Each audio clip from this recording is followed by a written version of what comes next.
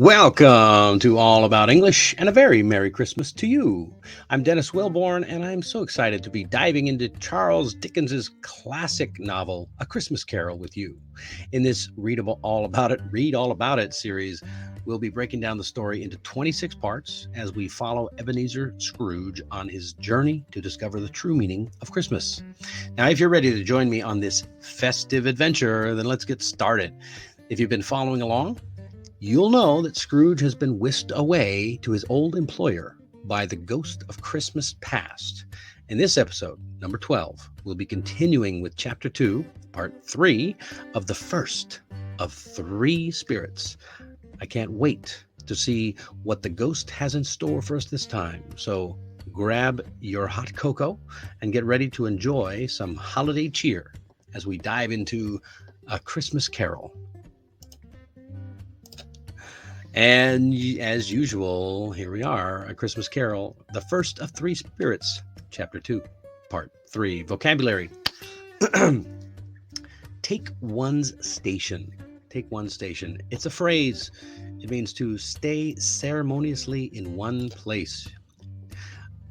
For example, the soldier took his station by the entrance. Yeah, in the middle of a ceremony or some kind of a formal event, everybody has their places to go. So take your station, take your place. Both of those will work in that case. To stay ceremoniously in one place. Right. Gratitude. Gratitude is a noun. It is the feeling of being grateful and wanting to express your thanks. It's very important for this time of year. This is a great vocabulary to know.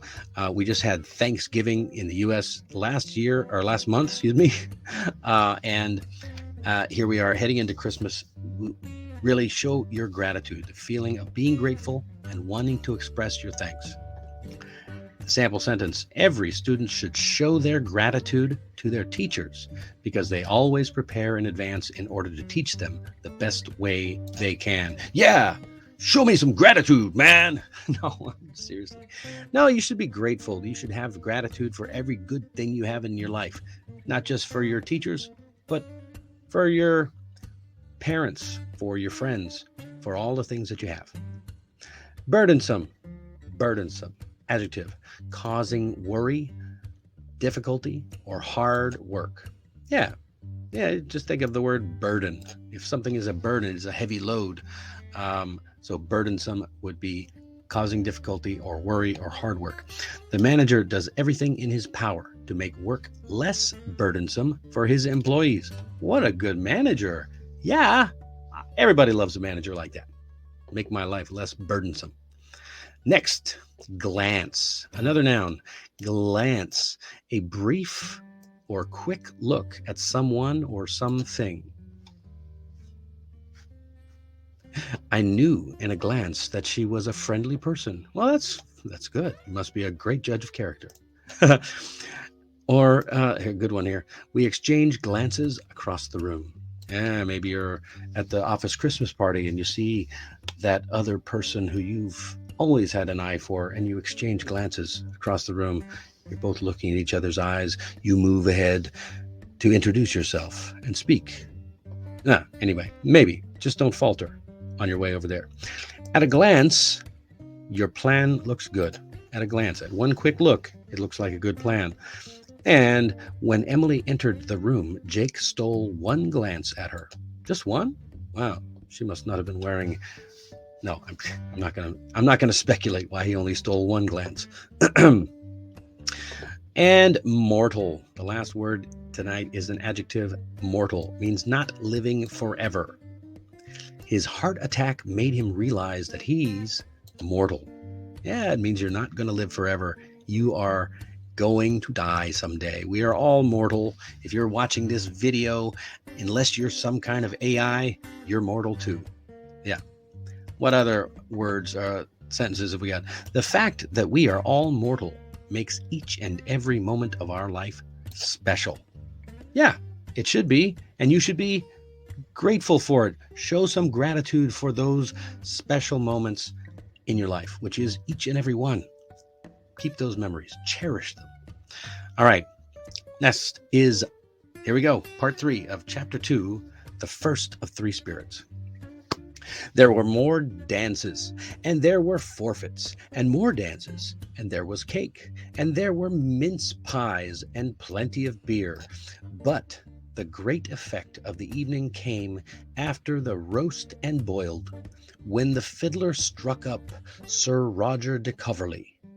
Then old Fezziwig stood out to dance with Mrs. Fezziwig. They shone in every part of the dance. You couldn't have predicted at any given time what would become of them next. When the clock struck 11, this domestic ball broke up. Mr. and Mrs. Fezziwig took their stations, one on either side of the door, and shaking hands with every person individually as he or she went out, wished him or her a Merry Christmas. When everybody had retired but the two apprentices, they did the same to them, and thus the cheerful voices died away, and the lads were left to their beds, which were under a counter in the back shop. "A small matter," said the ghost, "to make these silly folks so full of gratitude. He has spent but a few pounds of your mortal money, 3 or 4 perhaps. Is that so much that he deserves this praise?" "It isn't that," said Scrooge, heated by the remark, and speaking unconsciously like his former, not his latter self. "It isn't that, Spirit. He has the power to render us happy or unhappy, to make our service light or burdensome. His power lies in words and looks, in things so slight and insignificant that it is impossible to add and count them up.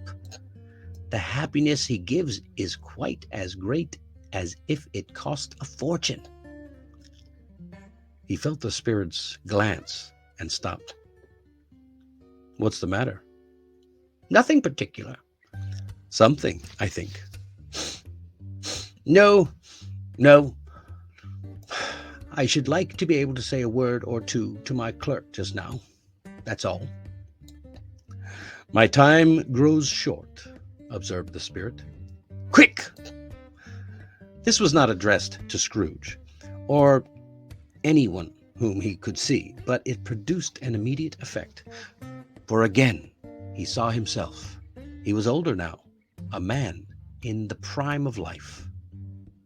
Okay, so we've just whisked away, and now we are in a new place, still in the past, but in the prime of life. Scrooge is older, maybe a little wiser. We don't know. We'll find out. So, questions. What did the guests do at the party? Well, they do what people do at parties, right? Dance, eat. I really love the spread, the explanation of the spread of food. It really just sounds wonderful. There was cake and mince pies and plenty of beer, and then there's this dish called roast and boiled. I'm not sure what that is. I have a feeling it has to do with different types of food, roasted and boiled. Whether they're roasted and boiled separately or together, I don't know. But you can always look it up. That's the amazing thing about the internet these days. You can look this stuff up. You'll find all kinds of things. And the same with this song, Sir Roger de Coverley, is a song. When you hear the words, the fiddler struck up. When a musician strikes up, there's a phrasal verb for you to strike up, like strike up the band. They're starting to sing or play a song. Started to play a song. So the fiddler started to play Sir Roger de Coverley, and then what happened? Old Fezziwig and his wife, Mrs. Fezziwig, they started to dance. And boy, did the Fezziwigs know how to dance? You bet they did. They danced so well that everyone was amazed. And what did the hosts do when the party was over? Now, this is a tradition that I wish we still had around. The hosts of the party would finish off a party, and they would greet every person as they left the party. When the clock struck 11, The domestic ball broke up. Mr. and Mrs. Fezziwig took their stations. Each one had a position on either side of the door, and they shook hands with every person individually as he or she went out and wished them a Merry Christmas. That's a personal trait that is just missing from parties these days. Maybe we should bring that back. I don't know. What do you think? Now, this is an interesting little side bit. It's not really important to the story, but where did the apprentices sleep? He mentions it towards the end, after everyone leaves. That's right. They sleep in the warehouse under a shelf. Their little beds are in the office or in the warehouse under a counter in the back shop. What a great place to sleep. But back then, when you were an apprentice, when you were apprenticing, that's when you pretty much lived where you worked, and that's how it was. So why did Scrooge admire Mr. Fezziwig? This is a key point. This is a key point to the story. His admiration of Mr. Fezziwig starts to melt a little bit of Scrooge's personality, because the ghost makes it sound very small what Mr. Fezziwig did when he spent a few pounds to praise or to have a party that everyone loved. But Scrooge takes a personal offense at it, because he says that it was his generosity, basically. He has the power to render us happy or unhappy, to make light of our service light or burdensome. His power lies in words and looks, in little things. Slight and insignificant means small, little tiny things that most people wouldn't think about, and it's impossible to add or count them up. And the happiness he gives is just as great as if it costs a fortune, meaning the little things that Fezziwig did made everyone's life so much better, so much happier. And it didn't cost him much, but it might as well have cost a fortune, because the way everyone felt. That's important. That's a great management style. You want to talk about management style? Maybe we should read about Mr. Fezziwig more often. All right. Okay, again, as usual, we've got the vocabulary, we've got the true or false. Let me know. Hey, if you have any questions about this, leave me a message or just let me know. And big question, why do you think Scrooge is not like Fezziwig, even though he admired his old boss? It's a good question. Why do you think Scrooge is not like Fezziwig, although he admired his old boss? Maybe we'll find out in the next session, in the next episode. Maybe we'll find out, because it's kind of important to know just how much Fezziwig, or Scrooge, admired his old boss. And that's all the time we have for today. Come back tomorrow to find out how we finish off with The Ghost of Christmas Past. And maybe we'll find out why Scrooge is the way he is. Thanks for joining me on this reading of A Christmas Carol by Charles Dickens. And if you want to continue the story, just click on the box right over there. I am always grateful for your support, so please remember to like and subscribe for more from All About English. Merry Christmas.